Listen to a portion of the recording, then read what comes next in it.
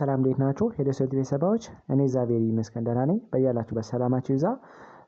ዛሬም እንደተለመደው በአንድ አስተማሪና ጠቃሚ ቪዲዮ ተመልሻለሁ።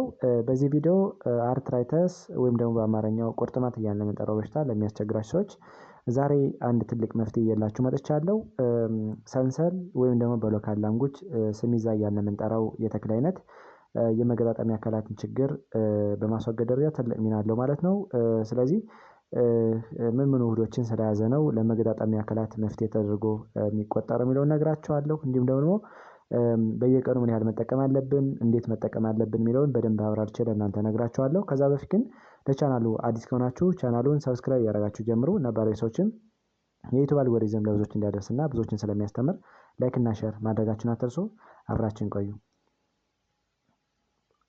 ወደ ዋናው ሀሳቤ ስመለስ ሰንሰል ወይም ደግሞ በሎካል ላንጉጅ ስሚዛ እያልን የምንጠራው የተክል አይነት በባህላዊ ዘዴ እናቶቻችን አባቶቻችን ብዙ በሽታዎችን እንደሚፈውሱበት እናውቃለን። በተለይ ደግሞ መተንፈሻ አካላት ላይ አንዳንድ ችግር ሲኖር፣ ምግብ መፍጫ ስርዓት ላይ አንዳንድ እክል ሲኖር፣ እንዲሁም ደግሞ የውሻ በሽታ ወይም ደግሞ ራቢስ እያልን የምንጠራው ችግር ሲፈጠር እነዚህን ችግሮች በደንብ ያድኑበታል ማለት ነው። ከዚህ በተጨማሪ ደግሞ በተለይ ደግሞ መገጣጠሚያ አካላት ላይ ኢንፍላሜሽን እያልን የምንጠራው ወይም ደግሞ ብግነት እያልን የምንጠራው በሽታ ብዙ ጊዜ ብዙ ሰዎችን ያጠቃል። ኢንፍላሜሽን ሲፈጠር ወይም ደግሞ ብግነት ሲፈጠር ደግሞ ኢንፍላሜሽንን ተከትሎ ሊመጡ የሚችሉ እብጠት፣ ህመም እና ቁስለት ሊኖር ይችላል ማለት ነው። ያ ማለት በአማርኛው ቁርጥማት እያልን የምንጠራው ችግር ይኖራል እና በተለይ ስሚዛ ወይም ደግሞ ሰንሰል ጸረ ብግነት እና ጸረ ሞቃታማ የኬሚካል ባህሪ ያላቸውን ውህዶችን በደንብ ስለያዘ በቀላሉ መገጣጠሚያ አካላት ላይ አንዳንድ ችግሮች እንዳይፈጠሩ ያደርጋል። ብዙ ጊዜ አርትራይተስ እያልን የምንጠራው ወይም ደግሞ ቁርጥማት እያልን የምንጠራው በሽታ ብዙ ጊዜ ሲፈጠር እብጠት፣ ብግነት፣ ህመም እንዲሁም ደግሞ ቁስለት ይኖራል ማለት ነው። እሱን ተከትሎ ሊመጡ የሚችሉ ስለዚህ እንደዚህ አይነት ችግር እንዳይኖር ትልቅ መፍትሄ ያለው ማለት ነው የተክል። ምክንያቱም ጸረ ብግነትና ጸረ ሙቀታማ ኬሚካል ባህሪ ያላቸውን ውህዶች በደንብ ፓክድ አድርጎ ስለያዘ በቀላሉ ለመገጣጠሚያ አካላት ችግር መፍትሄ ነው ተብሎ ይጠራል ማለት ነው። ብዙ ጊዜ መገጣጠሚያ አካላት ላይ የተለያዩ የመገጣጠሚያ አካላት ህመሞች ይፈጠራሉ። እነዚህ ህመሞች እንደሚታወቀው የብግነት ፕሮቲን ለምንጠራቸው ደግሞ ኢንፍላማቶሪ ማርከር እያልን የምንጠራቸው እነሱ ሲጨምሩ ወይም ደግሞ ራይስ ሲያደርጉ ሊፈጠር የሚችል ችግር ነው ማለት ነው። በዘመናዊ የህክምና ዘዴ ይሄ የተክል አይነት ብዙ ውስንነት ቢኖረውም በባህላዊ መንገድ ግን እንደሚታወቀው ለብዙ በሽታዎች መፍትሄ ተደርጎ ይቆጠራል ማለት ነው። በዚህ መሰረት ሮማቶይድ አርትራይተስ፣ ጎቲያ አርትራይተስ እያልን የምንጠራቸው የአርትራይተስ አይነቶችን ወይም ደግሞ የቁርጥማት አይነቶችን በቀላሉ ሰዎች ከዚህ ችግር እንዲገላገሉ በማድረግ እጅ በጣም ትልቅ ሚና አለው ማለት ነው። ምክንያቱም ጸረ ብግነትና ጸረ ሙቀታማ ኬሚካሎችን በደንብ ፓክድ አድርጎ ስለያዘ በቀላሉ ከዚህ ችግር እንዲገላገሉ ያደርጋል ተብሎ ይታሰባል።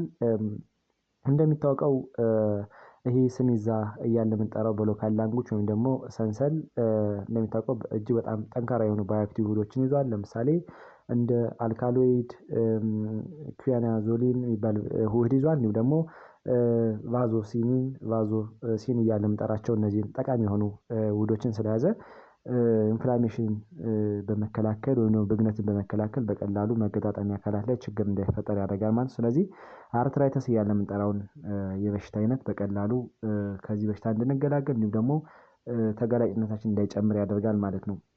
አሁን የጠቀስናቸው እነዚህ ኮምፓውንዶች በተለይ ደግሞ ኢንፍላማቶሪ ማርከሮችን ሰፕረስ በማድረግ ወይም ደግሞ በመቀነስ ለምሳሌ እንደ ኢንተርሊኪን 6፣ ሲሪአክቲቭ ፕሮቲን እና ሌሎችንም ፕሮቲን ማርከሮችን በመቀነስ በቀላሉ ኢንፍላማቶሪ ማርከሮች እንዳይጨምሩ ወይም ደግሞ ራይዝ እንዲያደርጉ በማድረግ መገጣጠሚያ ላይ እብጠት፣ ብግነት እንዳይፈጠር ያደርጉልናል ማለት ነው።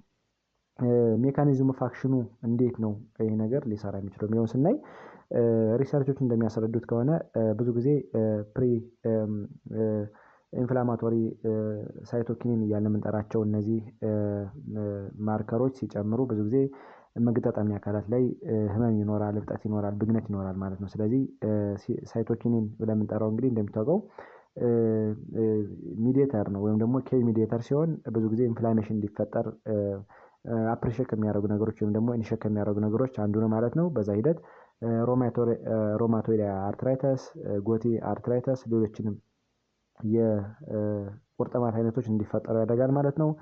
በተለይ ደግሞ ቅድም እንደጠቀስነው የስሚዛ ወይም ደግሞ የሰንሰል ተክል አንቲኦክሲዳንቶችን በደንብ ፓክድ አድርጎ ይዟል ማለት ነው። እነዚህ አንቲኦክሲዳንቶች ወይም ደግሞ ጸረ ሙቀታማ ኬሚካሎች በቀላሉ የኦክሲዴቲቭ ስትረስ እንዳይፈጠር በማድረግ ኦክሲዴቲቭ ስትረስ ለብዙ የሚጠቀም ከሆነ ቱማች ሲሆን እንደሚታወቀው ኢንፍላሜሽን ይኖራል ወይም ደግሞ ብግነት ይኖራል ማለት ነው። ስለዚህ ኦክሲዴቲቭ ስትረስን ሰፕረስ በማድረግ በቀላሉ መገጣጠሚያ ላይ ችግር እንዳይኖር ያደርጋል። በተለይ ከዚህ ጋር ተያይዞ ሊፈጠሩ የሚችሉ ስዌሊንጎችን ወይም ደግሞ መጠቶችን፣ ፔን ወይም ደግሞ ህመምን በመቀነስ ደረጃ ትልቅ ሚና አለው ማለት ነው። ምክንያቱም አርትራይተስ ሲኖር እንደሚታወቀው ህመም ይፈጠራል፣ እብጠት ይፈጠራል ማለት። ስለዚህ እንደዚህ አይነት ችግር እንዳይኖር በመከላከል ደረጃ እጅግ በጣም ትልቅ ሚና ያለው የተክል አይነት ነው ማለት ነው። ስለዚህ ብዙ ጊዜ እንደዚህ አይነት ችግር የሚያስቸግራቸው ሰዎች በተለይ ደግሞ ቁርጥማት የሚያስቸግራቸው ሰዎች እንደሚታወቀው አብዛኛውን ወይም ደግሞ ግማሹን ማህበረሰብ በዚህ ችግር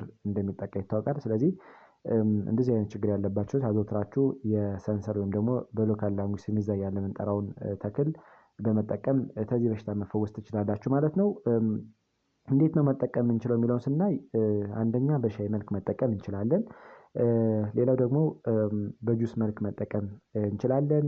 እንዲሁም ደግሞ በፓውደር መልክ መጠቀም እንችላለን። ያ ማለት ቅጠሉ ከደረቀ በኋላ ከተወገጠ በኋላ ደርቆ ከተወገጠ በኋላ በዱቄት መልክ መጠቀም እንችላለን። ለምሳሌ ከዳቦ ጋር፣ ከኬክ ጋር እንዲሁም ደግሞ ምግብ ላይ ጨምሮ በመስራትም መጠቀም እንችላለን ማለት። ሌላው በሳላድ መልክ መጠቀም እንችላለን። እንዲሁም ከሌሎች በጥሬያቸው ከሚበሉ አትክልቶች፣ ፍራፍሬዎች ጋር ጨምሮ መመገብ ይቻላል ማለት ነው። ብዙ ጊዜ እነዚህን ስንመገብ ጠዋት ላይ በባዶ ሆዳችን ቢሆን እጅግ በጣም ትልቅ ሚና አለው ማለት ነው። ምክንያቱም በተለይ ደግሞ ኢምፒቲ ስቶማክ ላይ ወይም ደግሞ በባዶ ሆዳችን ስንወስድ ብዙ መድኃኒቶች፣ ብዙ ንጥረ ነገሮች ፋንክሽናሊቲያቸውን በመጨመር ደረጃ ትልቅ ሚና ስላለው በባዶ ሆዳችን መውሰድ በጣም ተገቢ ነው። ምን ያህል በየቀኑ መጠቀም አለብን የሚለውን ስናይ ደግሞ በሻይ መልክ ከሆነ እርጥቡን ቅጠል ከ40 እስከ 80 ኤምኤል በየቀኑ መጠቀም እንችላለን። እንዲሁም ደግሞ በጁስ መልክ ከሆነ እርጥቡን ቅጠል ከ10 እስከ 20 ኤምኤል መጠቀም እንችላለን ማለት ነው በየቀኑ።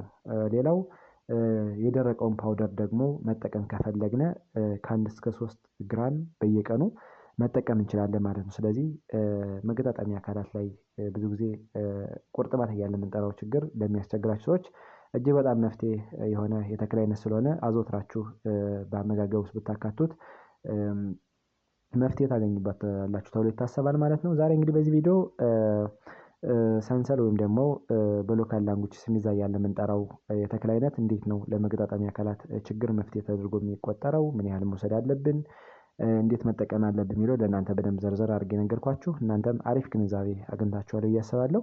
ለሌሎች እንዲደርስ በጎነት ለራስ ነው በሚለው ላይክ እና ሼር አድርጉት። እንዲሁም ደግሞ ቀጣይ የምለቃቸው ቪዲዮዎች ለእናንተ እንዲደርሷችሁ የደወል ምልክቱን መጫን አትርሱ። አመሰግናለሁ። ባይ ባይ።